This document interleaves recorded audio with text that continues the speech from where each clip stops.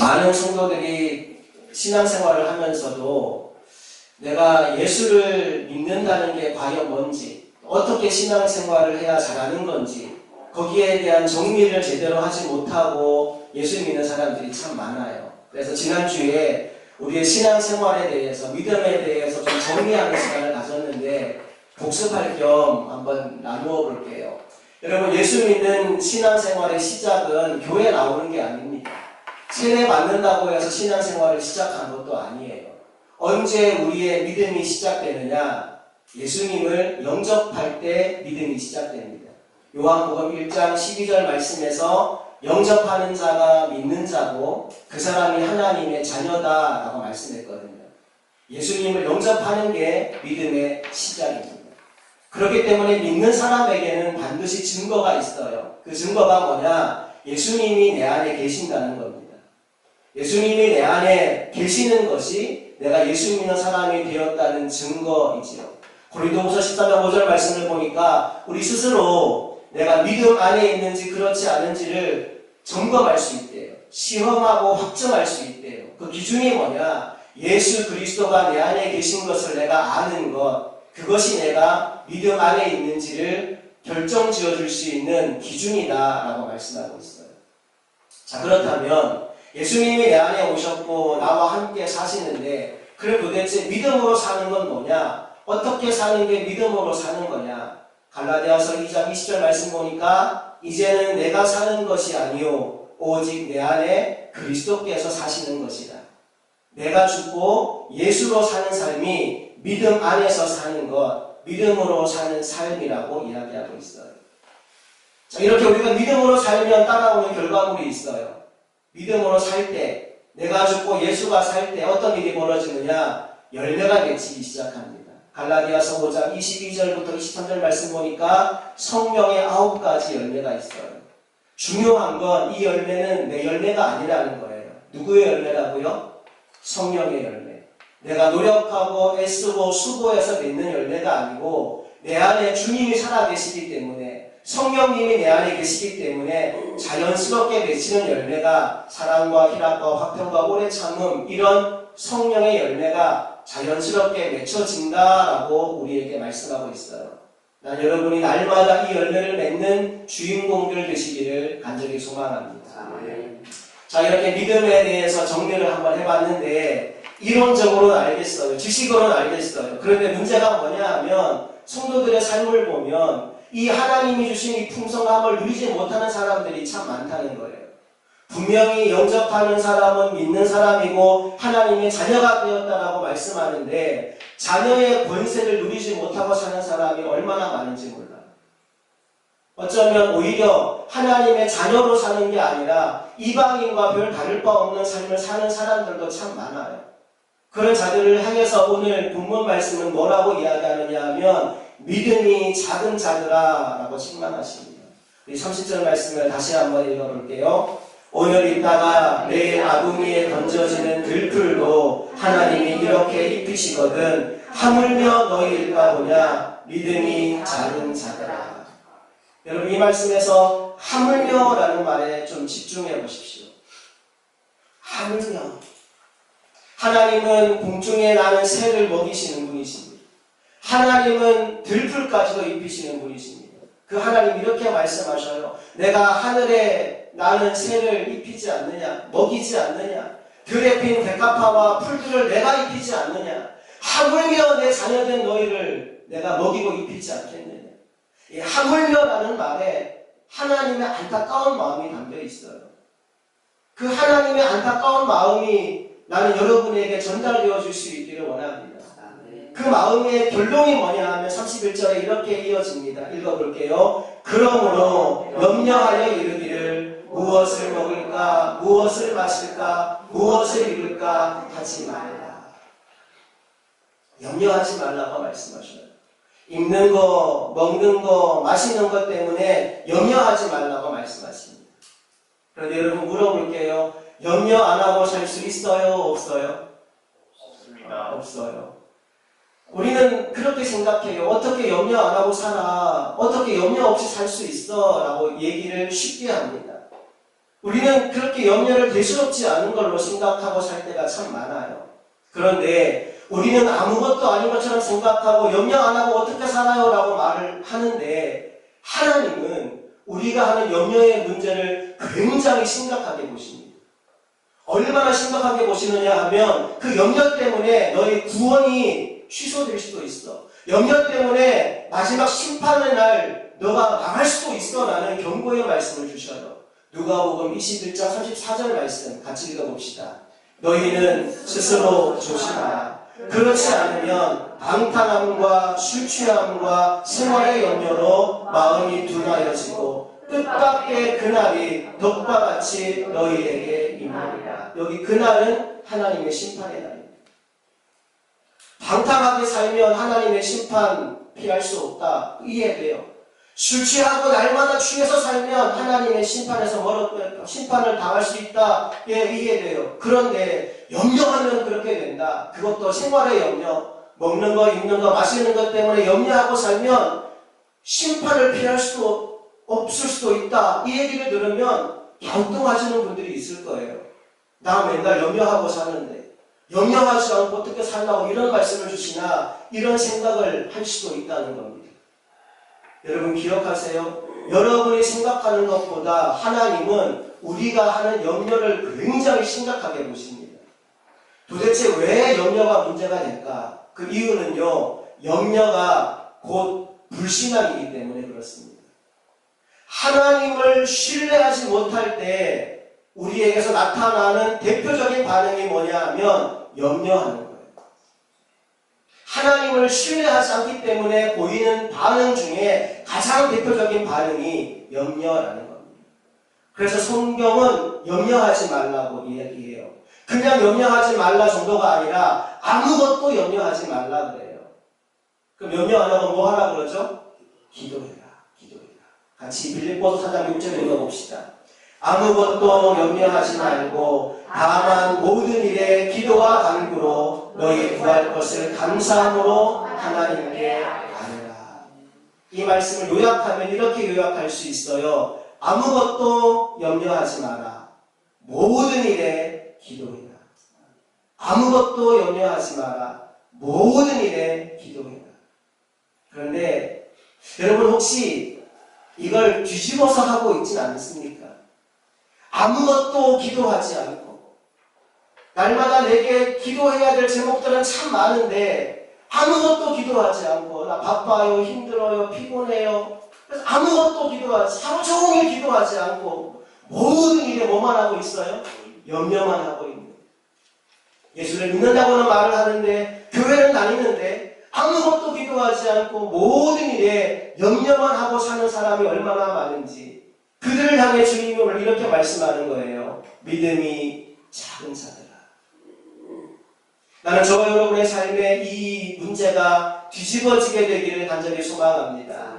아무것도 뭐 하지 않고 염려하지 않고 모든 일에 뭐 하는 사람? 기도하는 사람이 다 되시기를 주님 이름으로 축복합니다. 옆 사람 우리 한 번만 인사합시다. 아무것도 염려하지 맙시다. 한 번 더 인사합시다. 모든 일에 기도합시다. 이 말씀 여러분 것 될 수 있기를 간절히 축복합니다.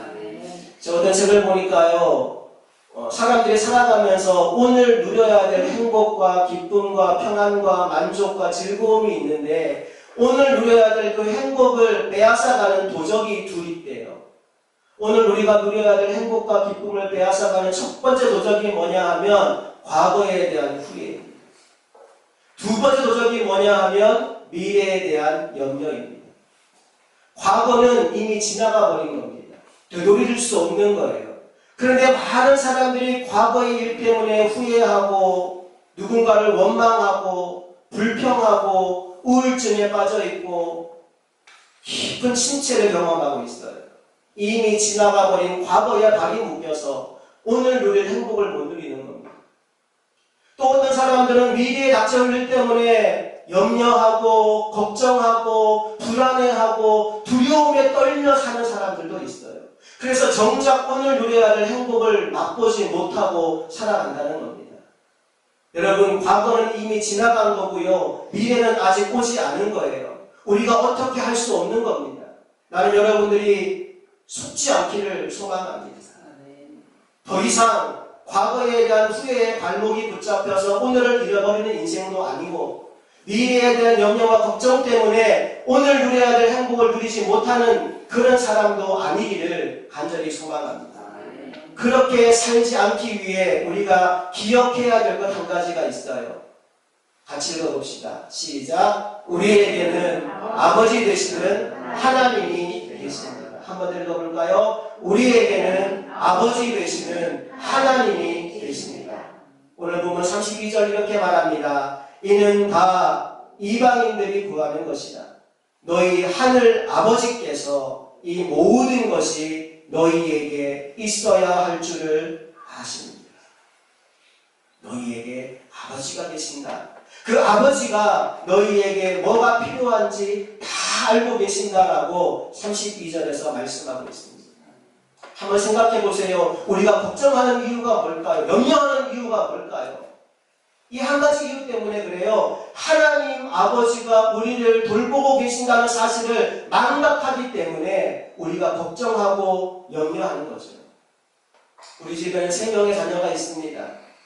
여러분, 이 아이들은 먹고 사는 문제 때문에 염려하지 않아요. 먹고 싶은 게 있으면, 사고 싶은 게 있으면 저한테 얘기합니다. 어제도 우리 시우가 갑자기 생선구이가 먹고 싶대요. 그래서 저녁에 가자 생선구이 먹고 왔어요. 먹고 싶은 거 있으면 얘기하면 아빠인 제가 사줄만 하면 사주는 거고, 사고 싶다는데 필요 없어 보이면 안 사주는 거고, 저한테 얘기하는 순간 그 아이의 걱정은 더 이상 그 아이의 문제가 아니고 저의 문제가 되는 거예요. 아빠인 나에게 맡기면 내가 그 아이를 돌보기 시작하는 겁니다. 하나님은 모든 성도들이 그렇게 살기를 원하십니다. 베드로전서 5장 7절 말씀 같이 읽어볼까요? 너희 염려를 다 주께 맡기라. 이는 그가 너희를 돌보십니다. 여러분의 염려, 여러분의 걱정 다 맡기래요. 그러면 하나님께서 너희를 돌보신다라고 약속하셨어요. 걱정하지 말고, 불안해하지 말고, 하나님 아버지가 계시지. 하나님은 나의 아버지시지. 내 걱정 문제 아시지. 주님께 맡깁니다. 주님 나를 돌보아 주옵소서. 그 믿음으로 살아가는 우리 모두가 되기를 바랍니다. 33절 말씀 함께 읽어봅시다. 그런즉 너희는 먼저 그의 나라와 그의 의를 구하라. 그래하면 이 모든 것을 너희에게 더하시리라. 어떤 선교사님 이야기입니다. 누군가가 이렇게 질문하더래요. 선교사님 어떤 선교단체에서 파송을 받으셨나요? 보니까 별로 특별하게 선교단체를 끼고 오신 분이 아닌 것 같아서 물어볼 질문이에요. 어떤 선교단체에서 파송 받으셨나요? 그때 그 선교사님이 이렇게 대답하셨대요. 저를 파송한 선교단체는 마태복음 6장 33절입니다. 하나님께서 말씀하시기를 그의 나라와 그의 의를 먼저 구하면 너에게 필요한 모든 것 더하여 주시겠다라고 말씀하셔서 내가 그 말씀 하나만 붙들고 나왔습니다 라고 이야기하시더라고요. 여러분, 이 말씀을 우리들도 붙들 수 있기를 간절히 바랍니다. 한 번 더 읽어봅시다. 그런즉 너희는 먼저 그의 나라와 그의 의를 구하라. 그리하면 이 모든 것을 너희에게 더하시리라. 여기 이 모든 것은 앞절에 나왔던 먹을 것과 마실 것과 입을 것을 말씀합니다. 말씀을 잘 보세요. 하나님은 우리에게 먹을 것과 마실 것과 입을 것이 필요 없다고 말씀하시는 게 아니에요. 그게 필요한 줄을 하나님도 아십니다. 그래서 더하여 주시겠다라고 약속하신 거죠. 그런데 우리가 그 복을 누리기 위해서 먼저 할 일이 있다고 말씀합니다. 그 먼저 할 일이 뭐죠? 그의 나라와 그의 의를 구하라. 이 말씀이 굉장히 막연해요. 그의 나라와 그의 의를 구하라. 이게 뭐지? 어떻게 하라는 거지? 굉장히 막연합니다. 그래서 많은 사람들이 오해하는 말씀 중에 하나이기도 해요. 정리를 좀 해드리자면 그 그의 나라는 영어 성경을 보면 His kingdom이라고 되어 있어요. 하나님의 왕국이라는 뜻입니다. 하나님의 나라는 하나님이 왕이 되어 다스리는 나라를 말합니다. 하나님 나라를 이야기할 때 보통 성경에 나오는 그 개념이 영역의 개념이 아니고 땅의 개념이 아니고 통치 영역의 개념입니다. 하나님이 다스리시는 영역이 하나님 나라예요. 우리가 하나님이 나의 주인 되시고 나의 왕이 되셔서 나를 다스리기 시작하면 내 마음이 뭐가 될까요? 하나님 나라 천국이 됩니다. 여러분의 가정을 하나님이 왕이 되어 다스리시면 여러분 가정이 뭐가 되는 거예요? 하나님 나라 천국이 되는 거예요. 우리 교회를 하나님이 왕이 되어 다스리시면 우리 교회가 뭐가 되는 거예요? 하나님 나라 천국이 되는 겁니다. 찬송가의 높은 산이 거친 들이 초막이나 궁궐이나 내 주 예수 모신 곳이 그 어디나 하늘나라. 하나님을 모시고 있는 곳, 거기가 하늘나라, 거기가 천국이에요. 그의 나라를 구한다는 말은 뭐냐 하면 하나님의 나라가 임하기를 원합니다. 주기도문에서 늘 기도하죠. 나라가 임하옵시며 하나님의 나라가 임하기를 원합니다. 하나님이 왕이 되어서 나의 마음 다스리시기를 원합니다. 지금 내가 물질 때문에 혹은 인생의 어려움 때문에 불안하고 염려하고 걱정하고 있는데 하나님 내 인생의 주인이 나의 왕이 물질이 아님을 내가 고백합니다. 하나님이 나의 주인임을 나의 왕임을 인정합니다. 내 마음을 주님이 다스려 주시옵소서. 하나님 나라가 지금 임하여 주옵소서. 이것이 나라를 구하는 거예요. 그의 의는 많은 분들이 이 의자를 뜻의자로 하시는 분이 있어요. 하나님의 뜻대로 살아야 돼 라고 그래서 적용을 하는데 뜻의가 아니에요. 의로울 의자를 씁니다. 영어 성경에 His righteousness라고 나와요. 그분의 의로우심. 하나님의 의로우심을 구하라는 거예요. 여러분 하나님이 공중의 새를 먹이시고 들의 백합화를 입히시는 이유가 뭘까요? 그분이 의로우신 분이기 때문에 그렇습니다. 의로우신 하나님이시기 때문에 그분이 지은 모든 것들을 돌보고 계신 거예요. 하물며 너희일까 보냐. 의로우신 하나님이 너희를 가만 내버려 두실 줄로 아느냐. 그 하나님의 의로우심을 붙잡으라는 거예요. 하나님의 나라와 하나님의 의를 구하는 것. 바꿔 말하면 내 인생의 어려움으로 인해서 염려와 불안과 두려움이 올 때마다 먼저 채널을 바꾸는 겁니다. 나의 왕은 물질이 아닙니다. 하나님이 나의 왕입니다. 그리고 공중의 새를 먹이고 들풀을 입히는 의로운 하나님이 오늘 나도 돌보심을 내가 믿습니다.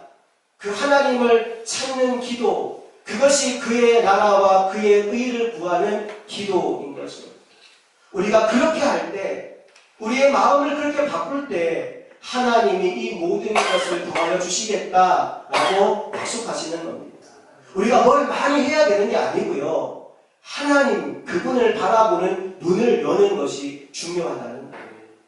이 말씀이 그래서 히브리서 11장 6절과 연결이 돼요. 자, 믿음의 사람, 하나님을 기쁘시게 하는 믿음을 히브리서 기자는 뭐라고 얘기하느냐? 함께 읽어봅시다. 믿음이 없이는 하나님을 기쁘시게 하지 못하나니 하나님께 나아가는 자는 반드시 그가 계신 것과 또한 그가 자기를 찾는 자들에게 상 주시는 이심을 믿어야 할지니라. 하나님을 기쁘시게 하는 믿음 두 가지가 필요하대요. 첫 번째, 그가 계신 것과 하나님이 오늘 나와 함께 하신 그분이 나를 다스리심, 그분이 나의 왕 되심을 인정하는 것, 하나님 나라를 구하는 것, 그것이 하나님이 계신 것을 믿는 믿음이에요. 또 그 하나님은 나에게 나쁜 것을 주시는 분이 아니고 나를 힘들게 고생시키는 분이 아니고 나에게 좋은 것만 주시는 분, 내게 상 주시는 분임을 믿는 거예요. 환경과 상황이 어떠하든 간에 거기에 영향받는 것이 아니라 그 하나님을 고백하는 겁니다. 상황은 힘들어요. 환경은 어려웠어요. 그런데 나는 그 상황을 믿지 않아요.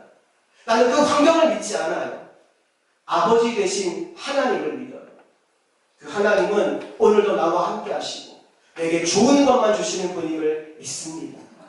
이 믿음이 하나님을 기쁘시게 하는 믿음이라고 말씀하고 있는 거죠. 우리 모두가 그 믿음의 주인공 될 수 있기를 간절히 소망합니다. 작년에 여러분도 아시다시피 저희 아내가 이제 병에 나서 힘든 시간을 보냈어요. 그 병원 생활을 하면서 하나님이 참 많은 것들을 깨닫게 해주셨어요. 참 많은 은혜를 주셨어요. 특별히 오늘 나누는 마태복음 6장 말씀으로 하나님이 너무나 많은 것들을 저희에게 깨닫게 하시고 회개하게 하시고 하나님 앞에 믿음으로 서도록 만들어준 귀한 말씀이 오늘 함께 나누는 마태복음 6장입니다. 특별히 이 말씀에 나오는 하물며 너희가 뭐냐 믿음이 작은 자들아, 이 말씀으로 정말 천둥같이 저와 아내를 찾아오셔서 깨우치는 주님의 음성을 들었어요. 이전까지 그렇게 살았거든요. 저희 아내도 직장 생활을 하고 저도 일주일 내내 일을 하고 그렇게 열심히 돈 벌고 살았단 말이에요. 그러다가 병을 얻었고 아무것도 할 수 없는 상황에 떨어지게 된 거죠. 그 상황 가운데 있을 때 병원비가 이제 막 나오는데 너무너무 많이 나오는 거예요. 병원비에, 교통비에, 여러 가지 비용들을 합치니까 카드값으로 나가는 게 한 달에 500만 원, 많게는 700만 원 막 나가는 거예요. 돈은 막 빠져나가는데 아내도 저도 실업자가 된 상황이라 아무것도 할 수 없는 상황이라 걱정과 염려가 몰려오는, 그때 하나님이 이 말씀으로 찾아오셨어요.